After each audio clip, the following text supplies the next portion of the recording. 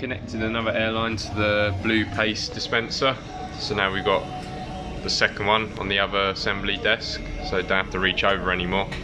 So upstairs at the moment, where we haven't had like anyone in media for a while, all of this side has got really sort of unorganised.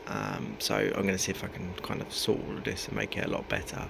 And we will be shortly replacing this desk for a sit-stand one. I don't know if this is much of an improvement at the moment, but the rack has gone now back there, and I've put the stuff for the photography kind of on that at the minute. Obviously it's not completely sorted through and whatnot, so I've moved the desk over and tried to make a bit more space. It's a little bit better, so if I come back this way you can see it's a little bit better going in there. So I was tape measure there because I'm just doing some bits around the corner, but it's still got a lot of work to do. So Pat, what's this for? For the machine shop. So we got one to mop the oil, and this one to dry off. Cool, nice one. This is our RO system for our water. Okay, so we've got our new RO system up. I've yet to fully neaten up all these cables, etc. But we've got a TDS meter, so you can see our in 309, 295, 300, and our out. You can see it's a nice steady 0, which is fantastic.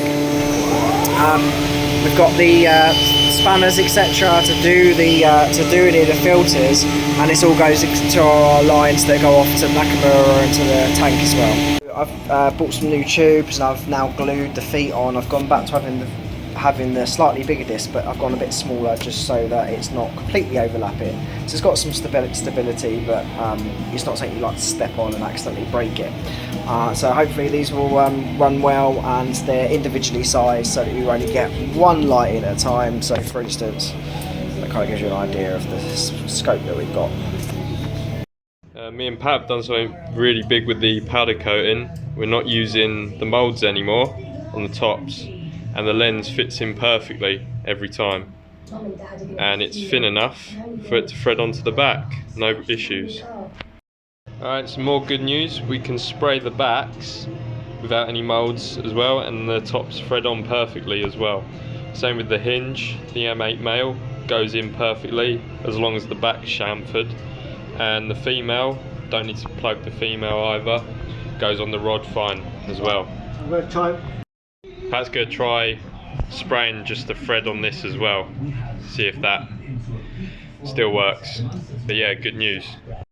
I've CT1'd the air gun holder to the neck. We can now assemble with the thumb wheels powder coated as well. God, my camera's crap.